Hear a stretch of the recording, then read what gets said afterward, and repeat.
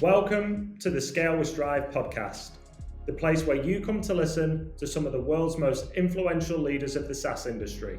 I'm your host, Adam Richardson, and on today's episode, I'm joined by Chris Finan. Chris has spent over 10 years in the cybersecurity industry.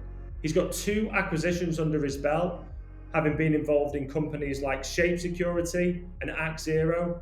But unlike most, Chris started his career in the US Air Force as a pilot and intelligence officer and serving in the war in Iraq. He spent time working at the White House under the Obama administration and is a huge advocate for international peace. In today's conversation, we delve into the value of building data-driven systems and processes and how this can ultimately lead your organization to success. I really enjoyed the conversation and geeking out on data. I hope you do too. Let's dive in.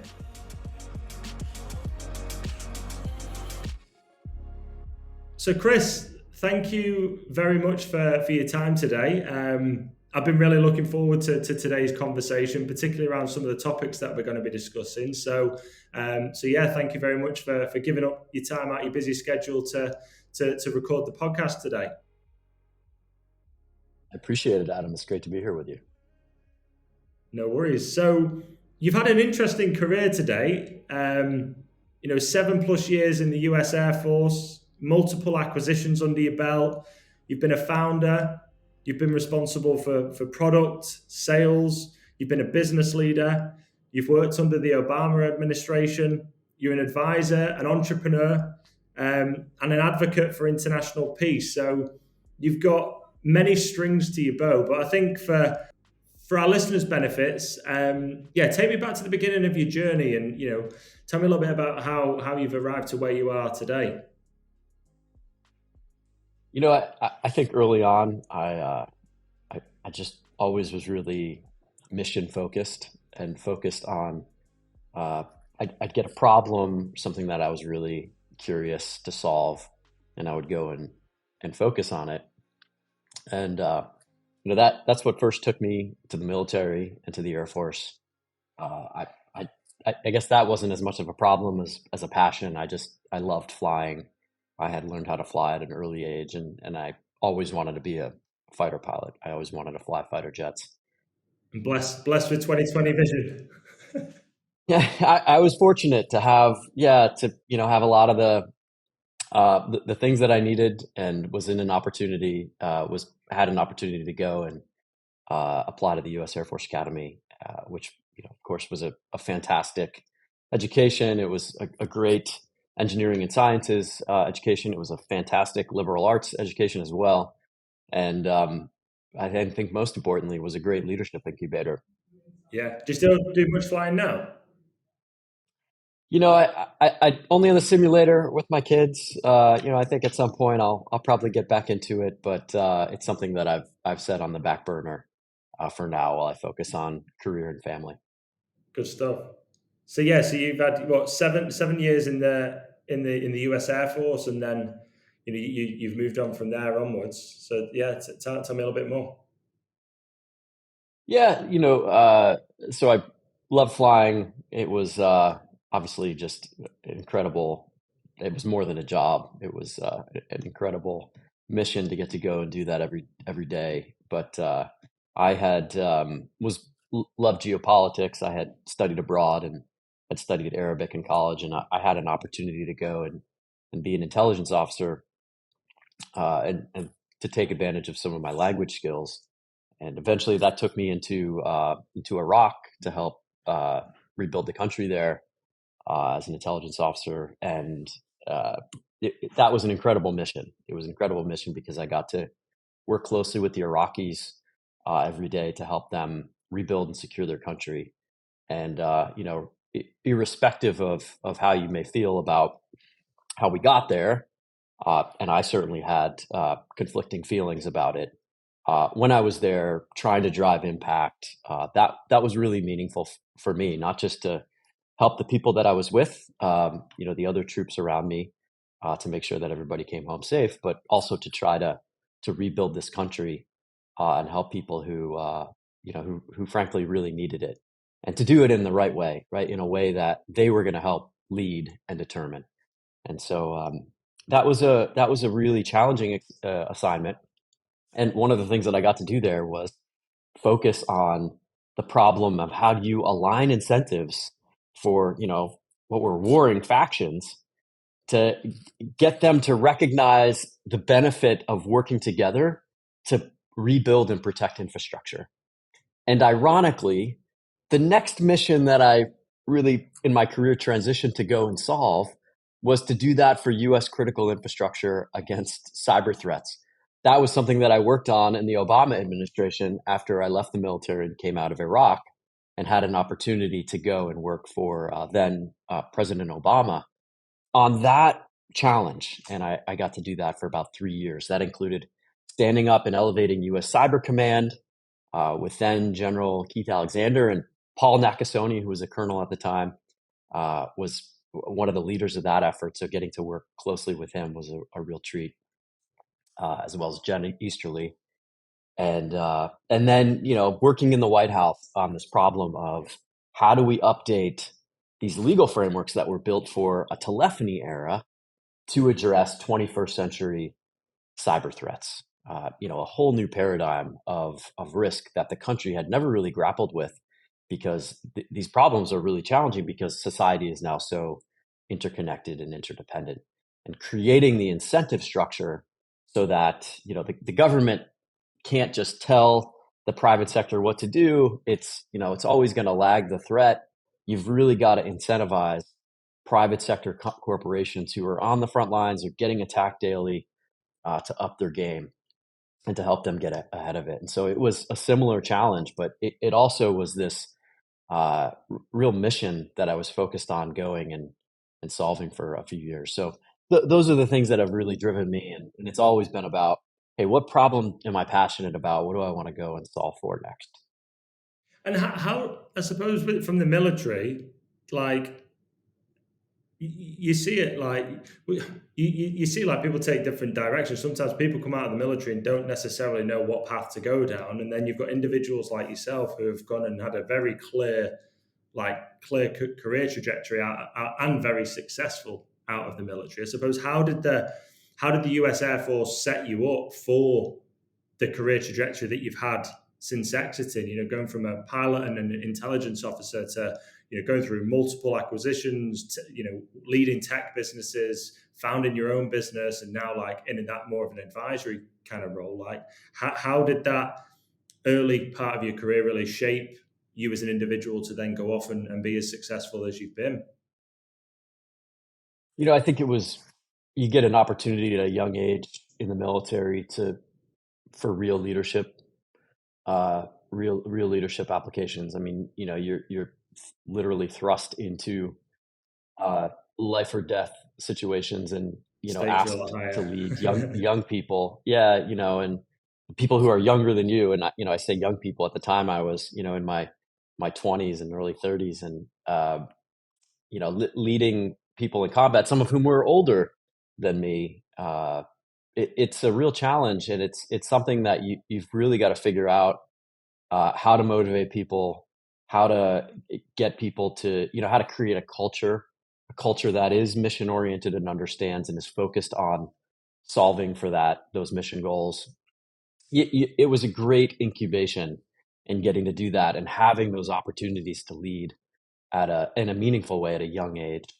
I think that's what the military does really well. And the leadership style in the military is very much one of, empowering your subordinates, inspiring them with those mission goals, using other incentives when you need to, but really thinking about how to create high performance cultures that are based on accountability. And I think, as I've progressed in my career, those are the lessons and the insights that have carried with me, and that I've continued to apply in different ways. And so much of it now, especially at the executive level, is really about how do you create cultures that are high performance. How do you coach managers and directors and VPs to lead effectively in that way? So it provided a fantastic incubator to learn those things, but it also has given me a foundation that I've been able to really build on through my career, and I've just continued to apply those lessons. So it was fantastic to get to serve. It was one of the honors of my life. But I think the lessons that I have carried forward have just been incredibly beneficial. Yeah. Well, I mean, when I think of the armed forces, the military, you think about all being bought in to the mission and pulling in the same direction. You think about discipline and accountability and like structure. So like it's not a surprise that someone like yourself, highly successful in that domain, to then go and apply those kind of principles to I suppose a career within the tech world. And the sort of results speak for themselves. So I suppose after the Obama, working for the Obama administration, you've also, you went through an acquisition at Imperium, but I'd also be interested to understand a little bit around your Manifold. So you had, a number of years as a CEO and co-founder of your own business, which you exited prior to joining Shape Security.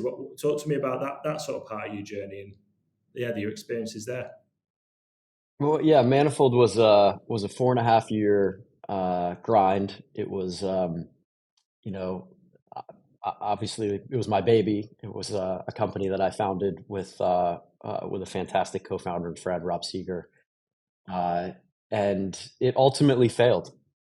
At least in terms of the goals that I had set out to achieve, and there were some successful elements of it, and we enjoyed some commercial success early, but it didn't achieve the scale and the breadth, the impact that I had worked for 4.5 years on to drive. So I think what really stood out for me in Manifold was that market timing really matters. Our market timing was off. Our go to market was not as rigorous and robust as it should have been. I think that there was some market positioning that could have helped affect the timing. But then, also, I'll say on the upside, I was able to partner with some fantastic investors. I learned a tremendous amount as a CEO. We ultimately were able to bring Manifold in for a landing and take care of the team. And I'm pleased with how we ended it, but it was not the ending that I desired when I set out. And that's one where I have continuously applied a lot of those lessons, because product, especially when you're developing and building companies from an early stage, product market fit is not something that you achieve and then you're done with. You have to strengthen it and reorient toward it every single day when you are early to market, when your differentiation is still in doubt, and when you're in a highly dynamic or competitive market. It's not something that you can ever take for granted. And that was something that I've carried forward from Manifold. I'd say the other thing was the importance of people in your team, and ultimately, especially when you're solving for these early stage problems, you've got to have great problem solvers. You can't do it all yourself as a founder or CEO. And I think I was very fortunate at Manifold to have just a wonderful team of about 15 people who were fully committed and slogged through an early to market challenge, and again, kind of made the most of it to find a way to achieve an outcome. And it wasn't easy, but I really credit that experience with providing me with a tool set that I have continued to apply as I've now built GTM systems for scale. A lot of the dynamics that I tune today are the result of things that I learned during my founding time at Manifold. Nice. And then I suppose like stepping into the VC backed tech world, you were part of the team at Shape Security, responsible for like product and go to market. Obviously, Shape went through a big acquisition with F5, and since then you've also spent a number of years with the likes of ActZero. So, moving into that like out and out vendor space within the security space, it'd be good to tell us a little bit about, your experiences there. Shape was fantastic. Derek Smith, Summit Argowal, they really gave our Manifold team a home, and brought us in and gave us really meaningful roles.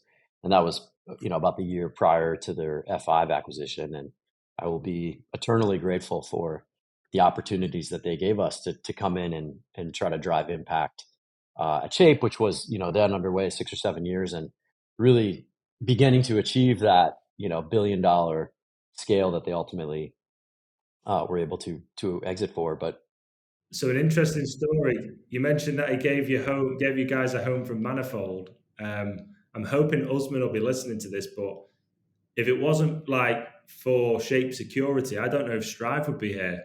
The reason why is during lockdown, the first lockdown, pretty much all of our clients stopped hiring. And it was only Usman who led EMEA for Shape, who kept us fed with work. So it's interesting how the paths collide in that sense. Because I think without Shape Security, I'm not sure where we would be right now, because they kept us busy. They kept the lights on during COVID. Well, Shape was a place where I learned what a great sales culture and high performance sales team really looks like.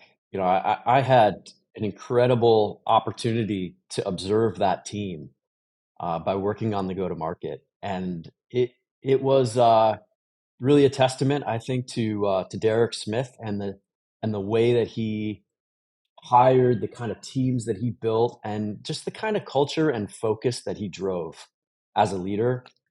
And so, again, just incredible as, somebody who aspires to be that type of CEO, to get to see that at Shape through the finish line.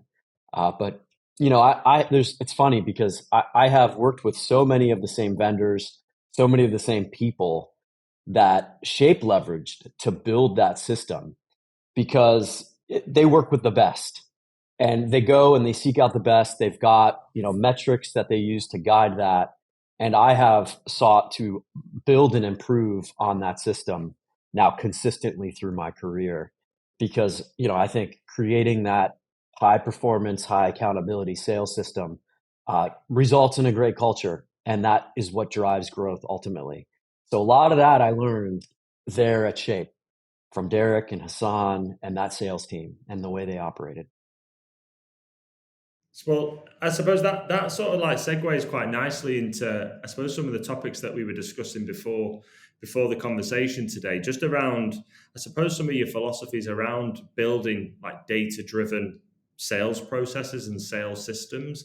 I think with the podcast, we always like to try and have something like actionable and something to take away from the conversation. So one of the things that you mentioned when we spoke was around like the cultural transformation challenge when it comes to like implementing data-driven systems. So it'd be good, for you to give a bit of context around that. Like, what do you mean by the cultural transformation required? Well, yeah, I wanted to lead with that because to me, managing through data it requires a culture of data-driven management. And, garbage in equals garbage out. So you can only manage through data if your entire team is committed to asking the right questions in a consistent way, and ensuring that you're doing the diligence to actually record the answers in a normalized way, in a systematic way. And there's obviously a lot more to it, but I think it starts with the culture. What do you mean by garbage in, garbage out? What do you mean by that? Meaning that, an analogy that I always like to give, my managers is when I was learning how to fly aircraft, if you're and subsequently teaching students how to fly, one of the most important things that you focus on is how to fly a consistent pattern. You might think, oh, it's just about the landing. It's not about the landing. It's about the pattern. Because if you're flying the same pattern at the same altitude and the same speed and the same distance to the runway every single time, it then makes the actual landing part, the flare and the touchdown, a lot easier of a problem because you're looking at it consistently every single time. And the same is true when you're trying to build a data-driven system. You need consistent. It's not just about, hey, measuring results at the end of the quarter and seeing how we did. It's about, how do you ask questions? Are we doing this methodically? Do we have a system for how we understand our buyers and have mapped that against our pipeline into stages and criteria that we all understand and that we can apply and practice? And are we doing this consistently, not just by the leadership team, but at every level of our sales organization? Do we all understand it, and do we know how to apply it consistently for every different permutation of buyer, the quiet ones, the outgoing ones, the ones in the field, the ones that you reach via inside sales, the inbound? You've got to figure out a way to be asking the right questions regardless of when you start on that buyer's journey, and be able to take that information back, normalize it. And it takes every single person in that system doing their job well and understanding the importance of data. So I really think it starts with culture. I think you have to have that commitment. I always give my managers, the Andy Grove book, High Output Management. I ask them to read that because I think it's a mindset. And I think if you look at what he did at Intel, it really inculcated that type of culture, and it has served that company very well over the last 60, 70 years. They've continuously adapted to changing market conditions, to changing technology paradigms. And that's what I mean by having a culture that is committed to data, that allows you to adapt as the data begins to show you indicators that you need to intervene and change things. And so, but it really takes a mindset. It takes people who are capable of really thinking and trusting data on that level. And how do you get buy-in? Because if you think about the stereotypical salesperson, you're alpha male, you're alpha female. They typically like to be in control, don't like to be controlled by external factors. You get people who are really bought into it, but if you're joining a sales org and you're inheriting a team, how do you get buy-in to that kind of philosophy? Yeah, there's no cowboys in high scale, high growth sales. So that myth, if it ever truly existed, those folks aren't consistently good. The consistently great salespeople that I've worked with are the ones who are attentive to detail, who prepare, who are rigorous, and who manage through data, manage their book, manage their team, and know how to leverage data to improve the odds. It's every little percentage point advantage matters in a competitive market. And so you've got to be taking advantage of data, regardless of whether you're in the field as an AE, beginning to prepare and thinking about how to position improve, or whether you are leading a team as a VP of sales. It doesn't matter. You've got to have that commitment, and I look for it. I train to it. I set that expectation, and there are no cowboys on my teams. If that's the way they want to go, then this isn't the right system for them, because they're never going to be able to achieve true scale. And so I really look for that as a requirement when I hire and when I build teams for the long term. Yeah. Well, I'd like to sort of dig into that shortly, but you mentioned about the market changes and adapting it. So that, if I think about within my business, I know what metrics look like, what good looks like, the leading indicators and outcomes that you'd expect.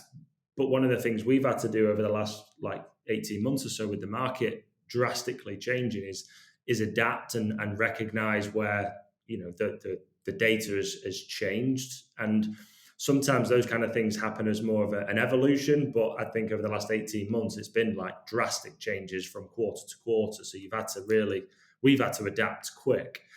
Talk me through some of the things that you've had to do in terms of adapting to change within the macroeconomic situation or teams that you've worked with. How have you managed that and being able to adapt your approach from a data perspective? Yeah, I'll just give you an example. We, like you at ActZero, we were I took over as well.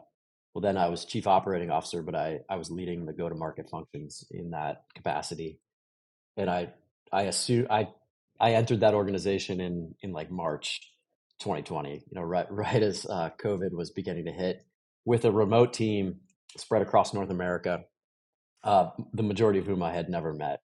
And so to then go to work from home, remote work across borders in Canada and the US, and have to manage through this, tectonic shift that took place as companies shifted to remote work.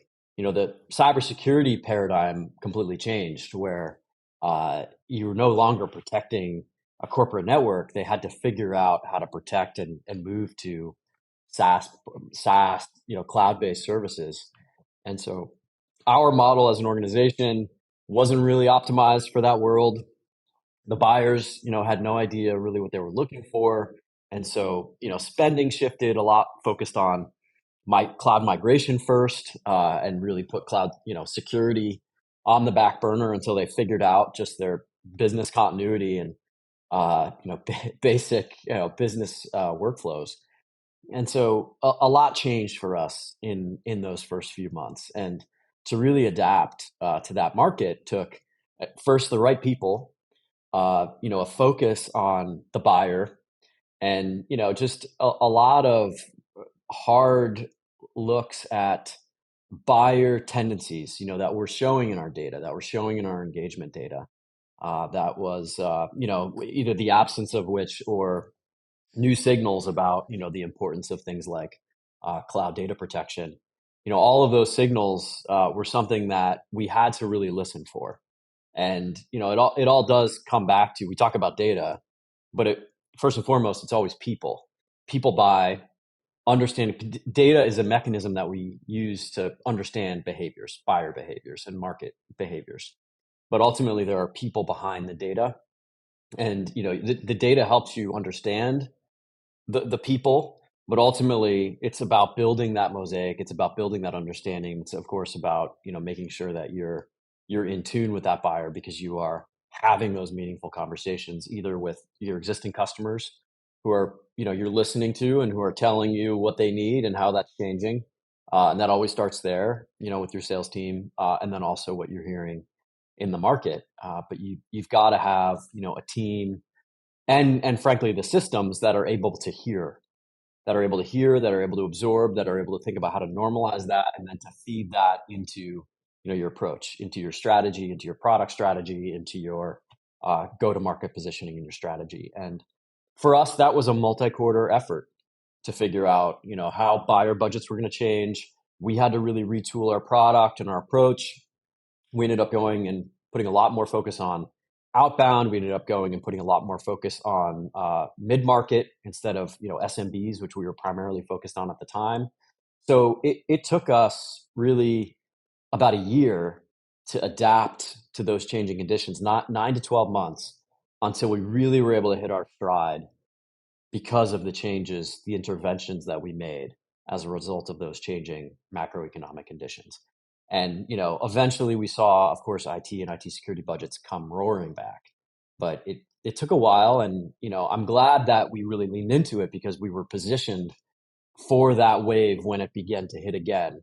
But it was not an easy time, and especially as an executive, to be managing board expectations, to be managing through that with your team who aren't hitting commissions, who aren't hitting targets. It was a very challenging time, and you're doing that remotely, trying to build and maintain trust with a remote workforce. By far the most challenging business conditions that I've ever encountered as a leader.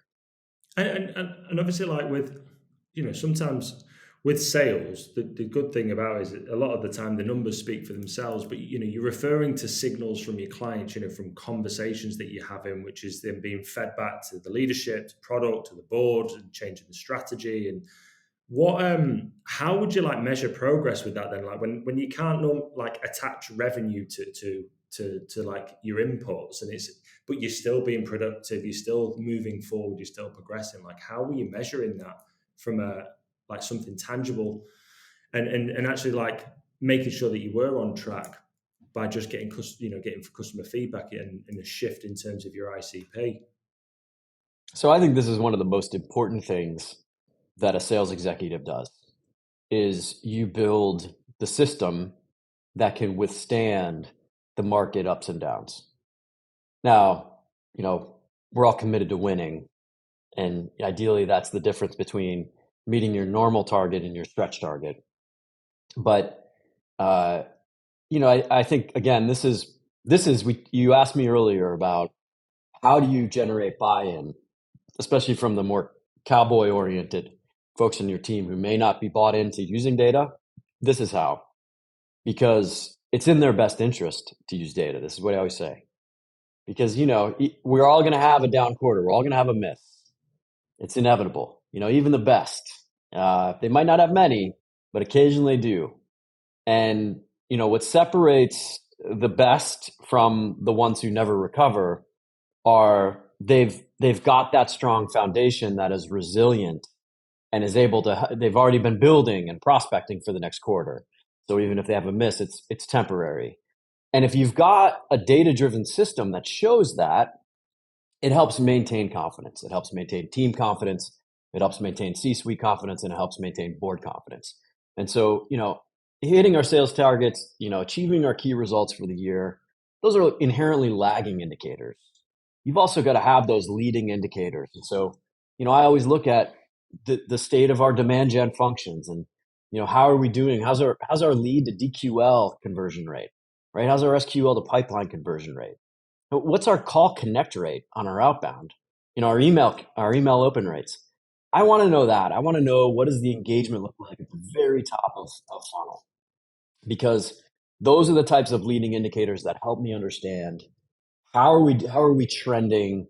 How much more resources do I need to be making major changes, or is this temporary? Because the conversion rates across our funnel are still within the bounds of what we planned for. So I really index on pipeline and closure rates. And then I look earlier and look at what our demand gen functions doing to be generating that pipeline. Are we on target to do that? Because, ultimately it comes down to three variables: your pipeline, your close rate, and, your sales cycle times. And as long as you're within your planning bounds for all three of those, you're going to get really close to your pipeline weighted forecast. And so as I help teams really understand, on some level, it is that simple. And if you are beginning to plan and you've got the right system because you've really indexed on your buyer, how they buy, what they care about, and you're qualifying consistently, you should be able to always be planning and always know where you stand against those leading indicators, which are going to help you maintain the confidence that, hey, even if we haven't quite hit our target, we know next quarter we're very likely to exceed our target, because look at our pipeline. Look at our math. We've been able to quantify this using these indicators that we've proven time and again are consistently accurate. So that's the advantage of a data-driven system. And when people understand that magic, that it inoculates you against the market up and downs, when you're committed to it and when you can do it on that level of depth, that's when the light bulbs go off, and that's how you can maintain the confidence of everybody, even if the lagging indicators aren't showing that you're progressing. As long as the rest of them are, you can maintain that confidence and carry on. So a big focus on looking at the PG activities, what all of the really early stage in the funnel, the outbounds, your MQLs, your SQLs, and then how that's then translating into the amount of qualified pipeline, what percentage you will convert of that and win, and also the time frames. That they're the different stages that you'll be looking at and managing through data, ultimately gearing towards that final outcome, which is your number at the end of the quarter. Definitely. And it starts several quarters ahead. I always like to convene, and one of the things that I do is probably the thing that I enjoy most is development of young leaders to be able to really do planning well. There's an adage in the military: you plan to plan. And there's another adage which is plans are worthless, but planning is divine. And the same is true here, which is if I can get our our marketing leaders, our sales leaders to come together several quarters ahead and begin thinking about, okay, well, if our sales cycle is 9 months, what is the pipeline that we need to be generating now? What do those activities look like? And where do we need to be at the end of the quarter? And then how do we need to be maturing and building that pipeline forward so that it is ready to close when we need it to close? And again, when you get people when you've got the system that they've helped develop, that they're bought into, and now you've trained them to do this planning exercise, which frankly becomes almost a continuous updating exercise. It does a couple things. First, it really eliminates, in my view, in my experience, it begins to break down silos, because pipeline is something that everybody can index on. It's something that every GTM function can contribute to. And again, consistent patterns make consistent landings. When you've got consistent pipeline that is meeting our ICP criteria and is developed consistently, it becomes a lot easier for the sales team to close it in the field. So everybody loves it when you've got quality pipeline that is conforming to your criteria now, and it's ready to close when you need it. That's great planning and great investment. And that's what I expect the leaders to do. So we invest a lot of time in pipeline and demand gen planning, and we do it cross-functionally. I think it breaks down barriers and it creates a culture of collaboration that really drives through the pipeline all the way to closure. And it just creates integrated GTM systems rather than, marketing throwing MQLs over the transom and expecting sales to do something. Everybody owns the pipeline. Everybody owns those metrics in my organization. And, their performance is judged against pipeline planning as well as ultimate sales targets and close rates. And that all makes sense. And I think, the beauty of having that kind of transparency with data, getting everyone invested and accountable to all those activities is a great way to prevent silos being created. What about from a training perspective? Like how do you train your leaders and key stakeholders within your business on the sort of the science of sales management and all of the data? Like how have you educated your leaders to manage and to lead with these systems, and how have you upskilled them? Training is one of the most important things that we do. And I look for leaders who, I think I've hammered this point a couple times, who are very data driven, and I really bought into that. But I also look for people who love to coach and who love to train and are, have a track record of investing formally, creating. This isn't just, hey, convene everybody. Hey, everybody, we got to do these things. No. Where's the deck? Are you talking about synthesis? Are you working on communication? Are you working on the application of our sales methodology? Are you working on objection handling? Formal training that is being done daily, weekly, as a team, individually. And how are the executives coaching the managers and training the managers to be better? Training happens every single day in my sales organizations because we can always get better. And because the market's always changing, we've always got to be, that's the mechanism that we use to feed those insights into our implementation. It is through our training programs. We have to continuously adapt. We have to continuously improve. And again, that is the key to creating a system that is consistent, not as a bunch of individuals who are kind of doing and applying their own practices, but rather a systematic way of applying a sales process and executing. And, that's the difference between, again, a foundational system that is going to generate consistent results over time and, cowboys and girls who are going out and gunslinging. There's no place for that, especially if you want to achieve high growth. And, ultimately I'll say this, and this is something that, I always talk to our sales teams about. We're not in the business of persuasion. There's no room for persuasion in high scale, high growth sales. The game, just like a great political campaign, you're not in the mood to, you don't go out seeking to persuade people. You seek to find people in the sales case who are ready to buy and who have the requirements that you can meet. And if your qualification criteria and the questions that you're asking to qualify are the right ones, and you fed that insight into your product and you're aligned to that product strategy, now you're in that consultative approach where you can help the buyer ensure that how is that buyer going to meet their requirements? Now we're selling the problem. Now we're Sarah Blakely selling Spanx, right? We can help that buyer look great because we understand the requirements and we can speak to them because we understand the problem. And we've already developed a system that is going to give them content to help them understand how we're going to solve that problem at every point along their journey. But it's because we've found them. We've found them and we've qualified them. And we've aggressively qualified out everybody who isn't ready to buy. So we're not wasting time trying to persuade people who are never going to buy or are going to take way too long and be an inefficient sale. And instead, we can focus on finding the people who are ready to buy at the right time, where we can put the right amount into it and where our system is really tuned to help them on their buyer's journey. It all starts there. It all comes back with, do we understand our buyer? And are we there to understand the requirements and understand how to meet them because we've qualified them correctly? And that's what great training programs do, is they help you do that consistently.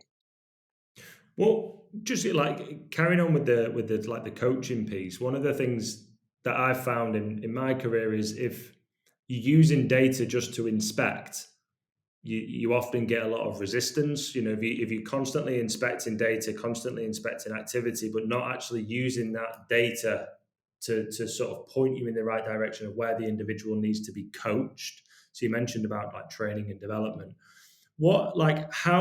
How would you train your managers to inspect in terms of looking at the numbers, looking at the data, and identifying skill gaps, and then how they would then implement like coaching around that? We've talked a lot about the buyer's journey and how it improves the buyer's journey, but what about from like a rep's perspective? If you're my manager or you're my leader and you're coming to me saying, right, Adam, you're behind on your PG activities or you're behind on your number, you start to inspect the data, but then don't use that as an opportunity to coach. That often, from my perspective, leads to disengagement. But how have you ensured that your managers can inspect and coach, and how do they do it? What are like the levers they can pull within that data funnel? Yeah, it's a great question, Adam. I think this is probably this is the difference between a leader and a manager. Manager just says, hey, asks about the data. A leader, and this is my favorite thing about this job, is grooming people to be great, transformational leaders. A leader understands the organization. A leader is not managing to the process. A leader is managing to the individual, helping the individual achieve their best self, right? Their best self at work and ideally beyond that. That's what a great coach is doing. And that's what a great leader is doing. And it comes down to understanding your people, developing an understanding of those strengths and weaknesses. Now, the data can help you understand those strengths and weaknesses, to your point. And that's why, again, I index heavily on pipeline, because now I can look at how people are performing against my stage criteria in the pipeline. So that gives me a leading indicator of what they're good at. Hey, this person isn't qualifying at the same rate of these others, or this person has had a lot more disco meetings and hasn't converted as many of them.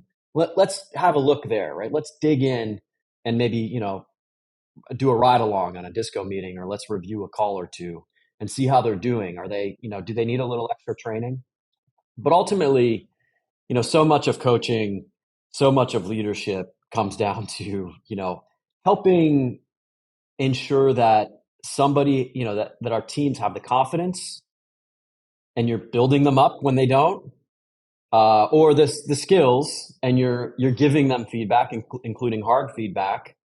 But you're knowing, just like a teacher, you know how to reach that individual because you've gotten to know them. You know what drives them. You know what motivates them. You know what they care about, and ultimately you're able to tap that to be able to reach them. And I think one of the things that great coaches and great leaders do is a lot of times you're a psychotherapist. A lot of times, especially with sales teams, especially if we're having a rough quarter, so much of what I do is just helping them have the confidence to go out and attack, have the confidence to go out and put their best self forward. And sometimes that's just reassuring them and giving them a safe place to fail. Now, that can be hard to do because you also want to ensure that you have accountability. But again, that's one of the values of the data and a data-driven system. I mean, if you know that, hey, the numbers are there, right? And the performance is there over the long term, but this person's having their achievements just down slightly this quarter. And we know that the leading indicators are sound. They're applying our methodology correctly and consistently. That, they're going to get a hand of cards that they're going to be able to do something with soon, right? They're going to get an opportunity, and because we're playing this long game with them, because they're committed to the process, they've got the energy. We recognize that they are putting the time and the effort in. And so for a manager and a leader, that's what I want them to do. I want them to understand the individual. I want to give that person critical feedback and coaching and dig into the numbers when you have to with them, but also be there to support them, to reassure them, and to give them a safe place to fail in our system if they're putting in the work and we know we can get them there. Yeah. Yeah. I've often found looking at the data as well, is very quickly identifies whether it's a skill or a will gap. If the numbers are there but they're not converting, it's often there's a skill issue and it's a training issue. But if the numbers aren't there, then it's often a will or an engagement piece. What we've talked quite a bit there around the coaching aspect, and one of the things I'd be interested in is how often you tie the data into your management rhythm. So I know as a sales leader, every day I'm checking activity, every week we're checking pipeline, every month we're doing a full sales review, every quarter, and they've got that management rhythm of what I do and what my team do to manage our sales org. How from a software sales perspective, when you sell into larger complex deals, how often would you tie in inspection into the data and reporting on the data? How often would you tie that into your management rhythm? As much as I need to is the short answer to that. But let me qualify that and explain what I mean.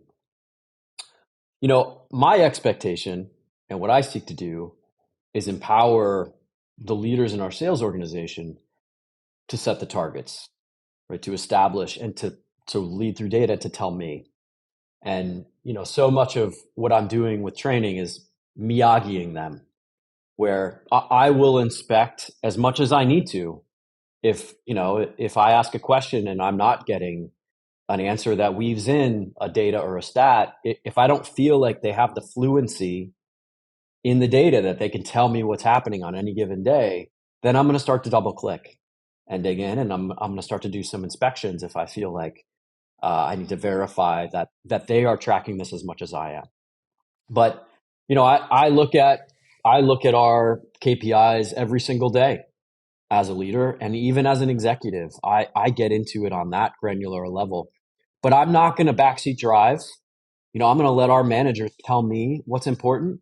And then, anytime I see risks, I'm going to go in, I'm going to double click, and I'm going to make sure that they're on top of it. But I expect them to bring those problems to me. I expect them to be looking over the horizon. And I think, one of the things that I'm doing as I develop them into becoming leaders is helping them look over the horizon to anticipate these risks and to be surfacing that data early enough so that we can get ahead of them and manage them. And so, that's an expectation that I have. I will do inspection and I will get into those nitty-gritty details as much as I need to if I feel like, they're a little behind. There's an adage that you learn when you're learning how to be a flight instructor. You see so many of my analogies come back to my military, my flying days. But it's when you're learning how to be an instructor, the best instructors, they think ahead and they act behind. I find this with my kids too, where if you really want them to learn, you've got to let them make mistakes.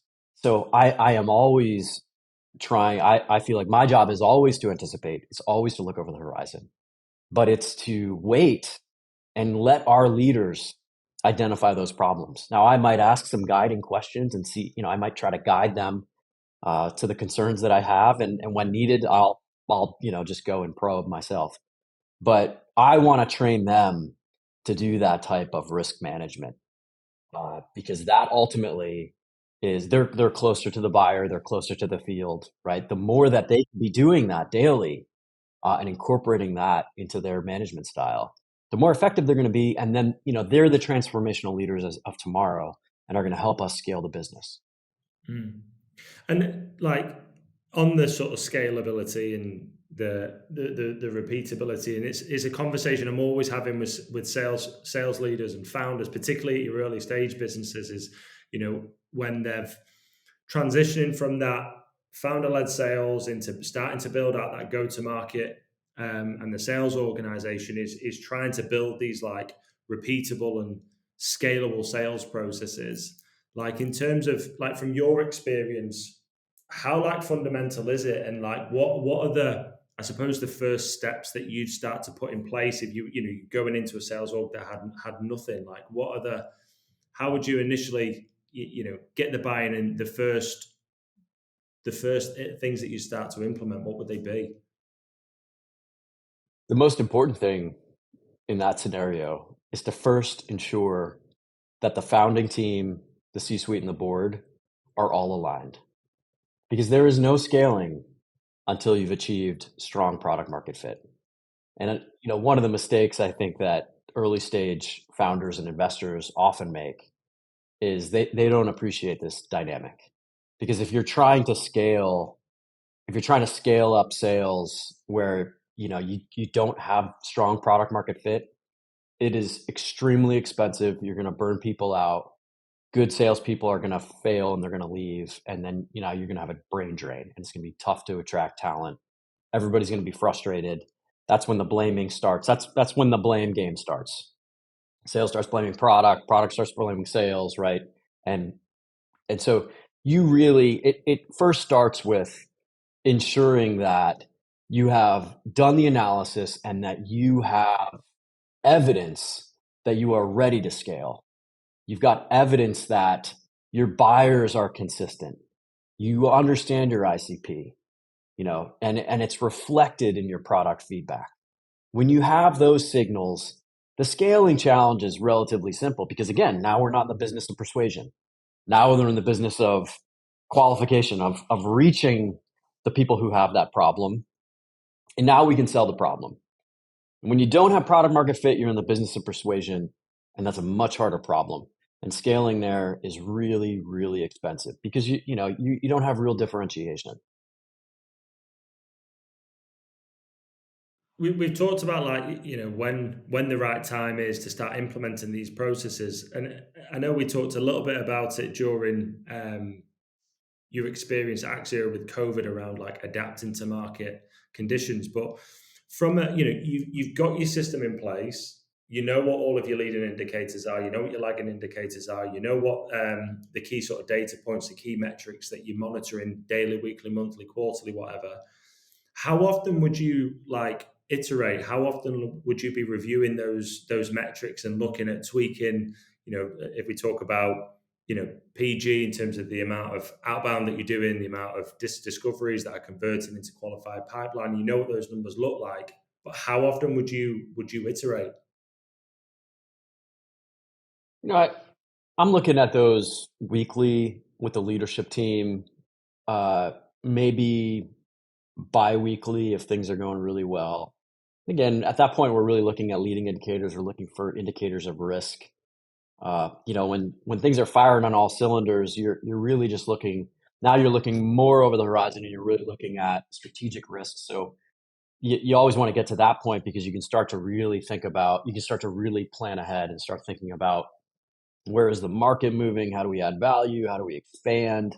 That's when it gets really fun. And so if I have people who are, if I'm grooming the sales and the marketing leaders to really be managing through data and understanding those operational risks and opportunities in any given week, now I can begin to look more at the strategic risks and opportunities.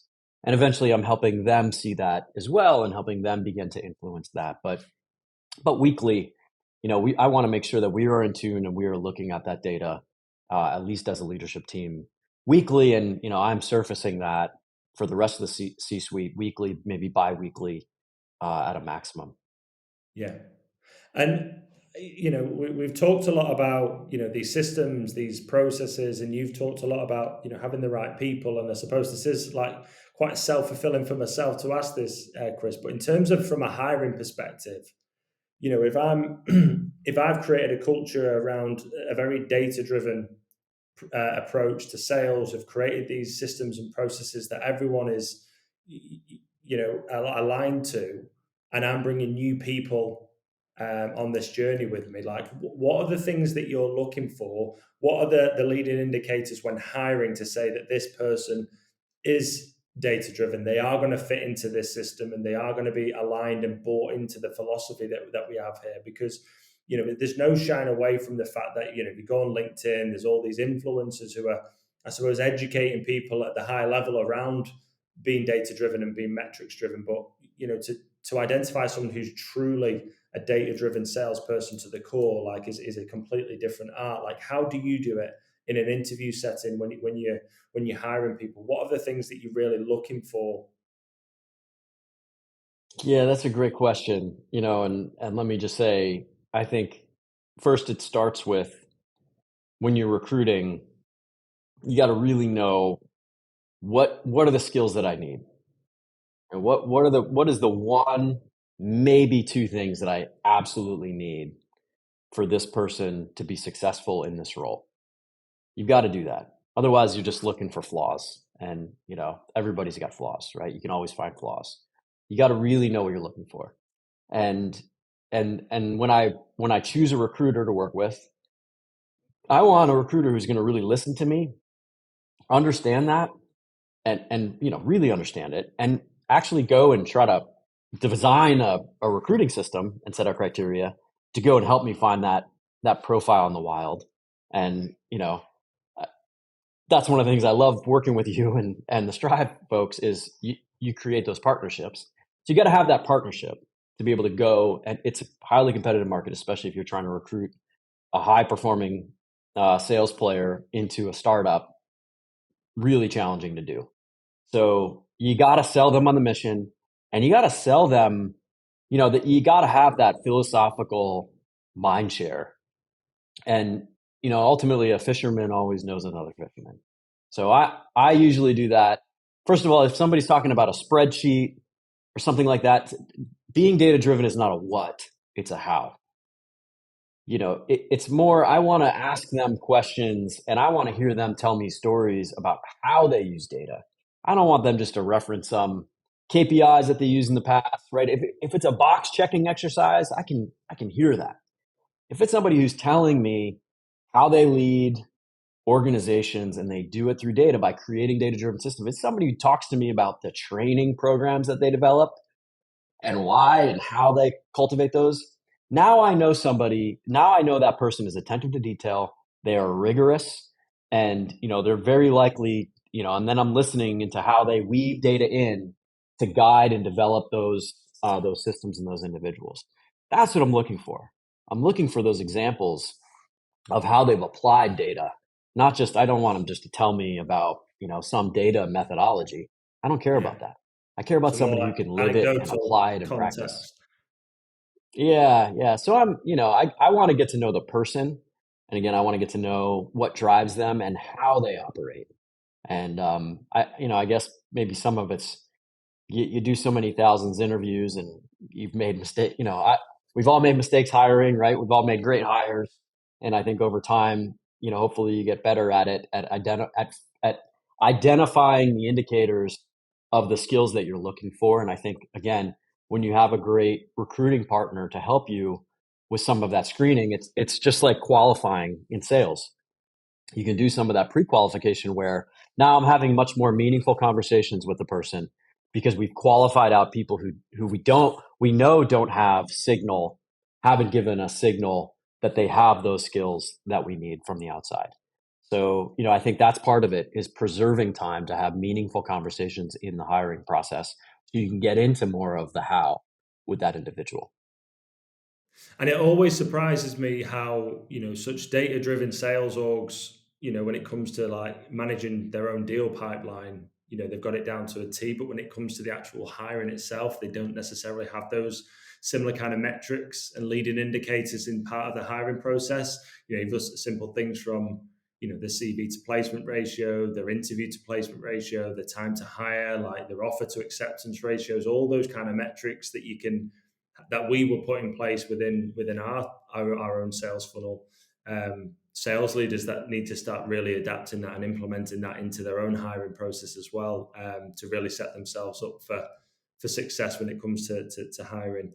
I suppose, broader question on the hiring thing outside of the data side of it. Sales leaders listening to this are always going to be curious to understand what it is that you look for, particularly with some of the success that you've had building sales teams. Like, what else other than being data driven is like a big factor for the kind of people that you hire? Well, I mentioned training and coaching. I want to hear them. I don't want to have to pull some of that. Some of this is just me asking open questions and hearing what the individual thinks is important, and just I want to hear them tell their story. I want to hear what's important to them. So do they understand their team? Do they work, and are they, as a leader, are they committed to developing young talent? And how do they do that? That's something that I'm very curious in.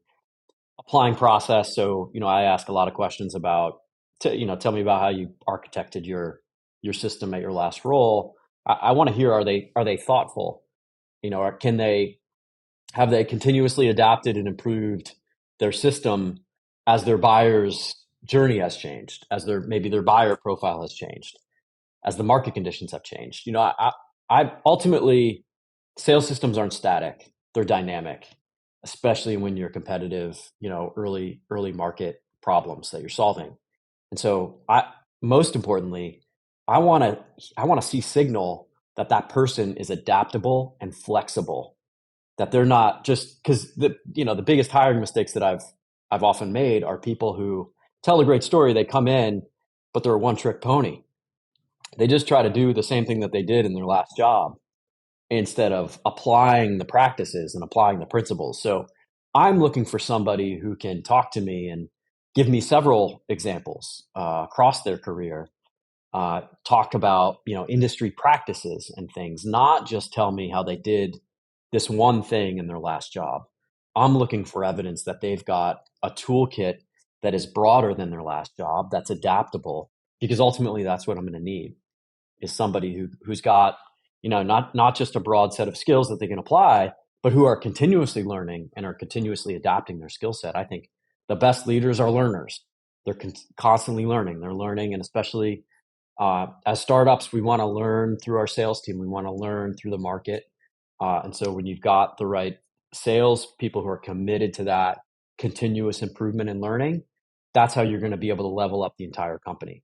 So that's something that I look for in the hiring process, is somebody who's intellectually curious, not just using data because they use it to improve their management practices. They use data because they're intellectually curious, because they want to be consistently tuning and improving their system and how they operate.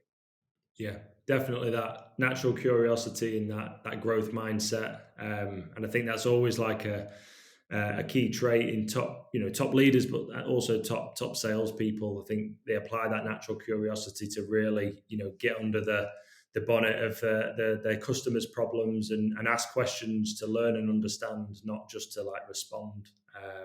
I often find is a sign of a great sales leader and a salesperson. So I think we've talked a lot about data and the systems and that your philosophy around it when it's come to building and leading organizations. I think if there was going to be a particular area that you'd really hone in on, if I'm listening to this podcast, I'm a sales leader and I'm wanting to sort of take one piece of advice away from this conversation, is there anything specifically that you'd say really helps to move the needle from a go-to-market perspective, particularly related to data systems and processes? What would it be?